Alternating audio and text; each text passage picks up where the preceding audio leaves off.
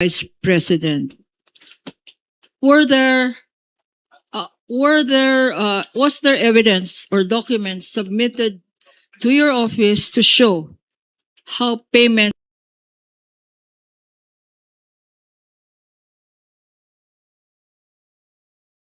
were made?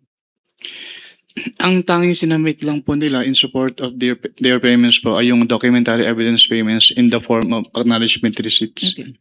And will you please tell this court, this impeachment court, if you, in the course of your post-audit, carefully evaluated acknowledgement receipts? Ang ginawa ko po upon receipt of those acknowledgement receipts, tinabulate ko po lahat ng acknowledgement receipts na yon based on their purpose, based on their kung kailan po yung dates of payment, and then based on the amount po na binayaran nila as provided po doon sa acknowledgement receipts.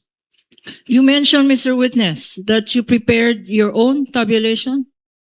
Yes, ma'am. And did you bring them with you, this tabulation? I brought it po with me. Can you share them with us? Your Honor, may I be allowed po to share the tabulation. Witness may refer to his notes with respect to the tabulation, yes. Your Honor, please, I think defense counsel will note that this is not a pre-marked document during the pre-trial, but we had made a reservation that we will be marking documents in the course of our of this witness testimony. Assisting counsel for the parties may approach the witness and view the document being referred to by the witness.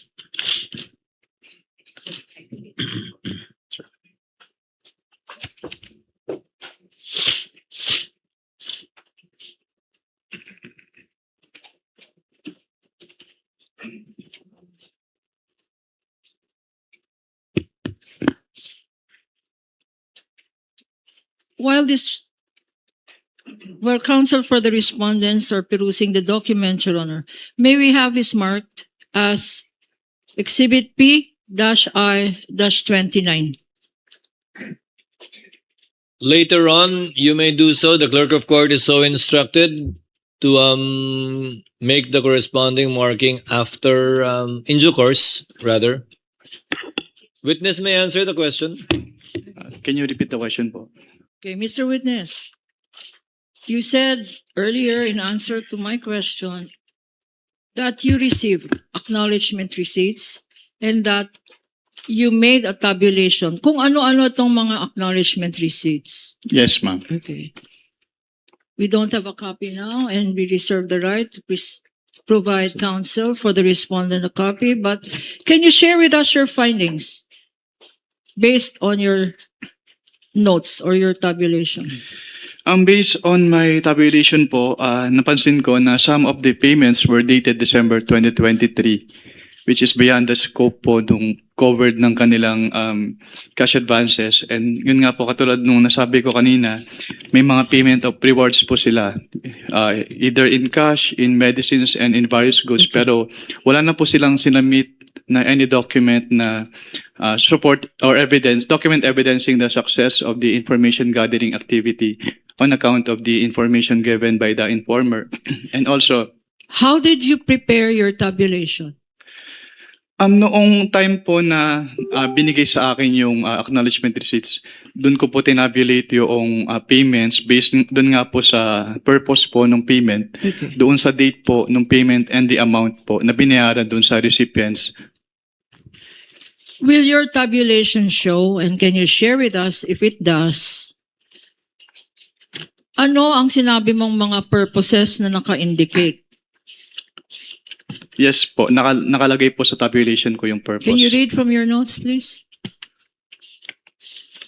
On page 1. Your Honor, just to manifest for the record Counsel while for he's respondent. perusing his notes that when I inspected the document, it seems to be a privately encoded document, a printout without any signature of who prepared it. Do you Just a confirm? manifestation, Your Honor, just to put that Do you on record. confirm, Mr. Witness? Yes po, Your Honor. Okay. Since it is a personal notes po, so hindi ko na po pinirmahan yung Duly tabulation. noted. How many pages is your tabulation?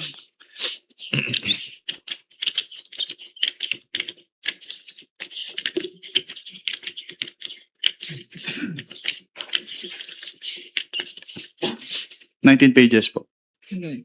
Your Honor, please, this P-29, P-1-29, which is a tabulation consisting of 19 pages, we will request that they, at the appropriate time, be submarked as P-29-A up to end series, Your Honor. Now, So ordered.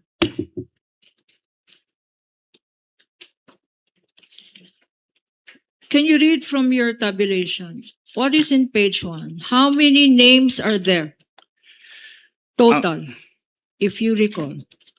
And based on your tabulation. Can you repeat your question po? Based sa tabulation na ginawa mo, na sinabi mo na summary ng mga acknowledgement receipts, how many is the total of the acknowledgement receipts? Based on the acknowledgement receipts po, ang lumalabas na expenses ay 125,150,000. 125 million, 150,000. 150,000. For what period is this, Mr. Witness? Based on the documents po na submitted to us, December 21 to 31, 2022. Pero katulad nga po ng sinabi ko, some of the dates po dun sa acknowledgement receipts ay dated December 2023. Okay. Sinabi mo na ang total is 125,150,000.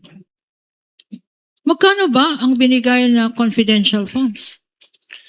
Based on the documents submitted to ICFAO, 125 million pesos po. May discrepancy. Hindi tugma, 150,000 na butal.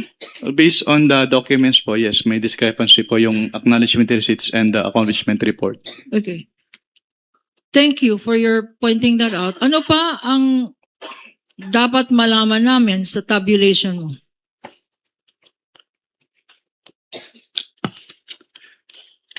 Yung meron po silang, katulad po nung sinabi ko kanina, meron silang purchases na ginawa.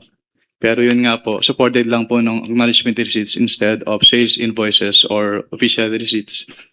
Do you have an amount, Mr. Witness? May I approach, Your Honor?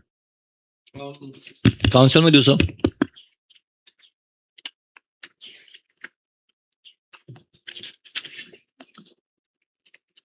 I think nasa notice of suspension po yung amount. May I be allowed po to refer to the notice of suspension? Okay. At This the, is a stipulated document, right, Counsel? yes, Your Honor. The notice of suspension is. The We will notice of suspension? present. We will ask again the question in due course. Kindly ask the question again, Counsel for the panel of prosecutors. Witness is asking for permission to refer to the notice of suspension to answer your question.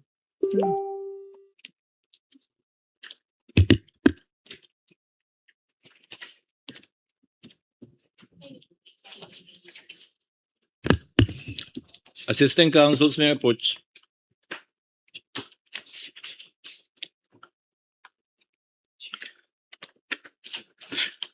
Based on this notice of suspension, actually wala pong total pero nandito po yung breakdown ng amounts per type of purchase po. Okay. Can we go through the breakdown of amounts Opo. As to based on the your notice of suspension, which is a common exhibit of As the to the- prosecution and the defense? various goods which were given as rewards, 34,857,000. As to the medicines which were given as rewards, 34 million for rewards. as to the medicines po which were given as rewards, 24,930,000. As to the purchase supplies, 11,813,000 pesos. As to the tables and chairs, 500,000 pesos. And as to desktop computers and printers, 3 million pesos. What else, Mr. Witness?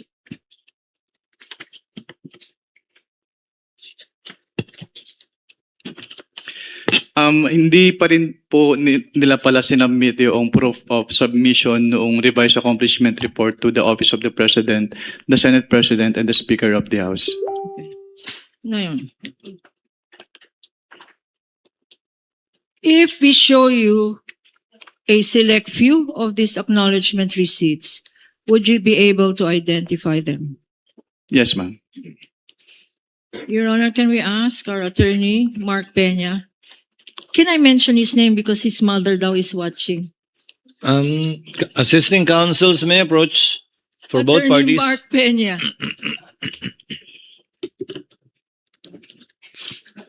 Ano na ma-identify yan?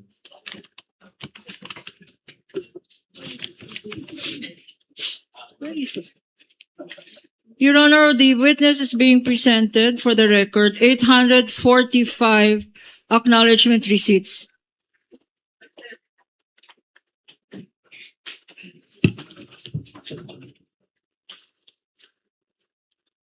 In a box, and for purposes of reference, these have been marked as exhibits P-1-8 and series for the prosecution. How many boxes, counsel? 3 boxes, Your Honor. What was the folder earlier given to the witness by Attorney Peña? The folder given, Your Honor, is just one of the folders, Your Honor. Inside the box. Inside the box. So for the record, Your Honor, Attorney Peña showed to the witness a sample folder of a folder which is among the 845 documents inside several folders inside 3 boxes. Containing the 845 exhibits. Yes, Your Honor. Assisting counsel may show the witness a sample of the 845 acknowledgement receipts contained in a folder.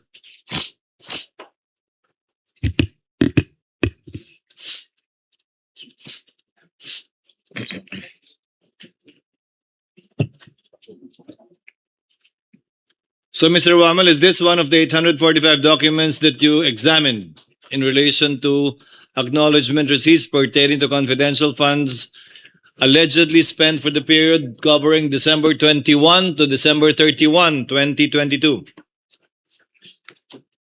Yes, sir. Yes po, Your Honor. You're a witness, counsel. Okay. If I show you some, the defense.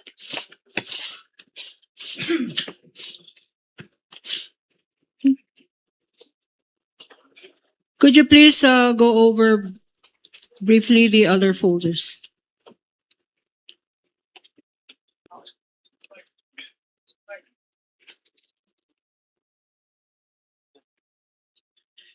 Your Honor, please, maybe ask for a 3-minute recess for this.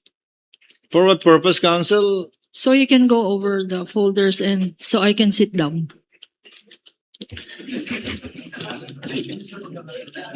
Ito po yung sample na Trial is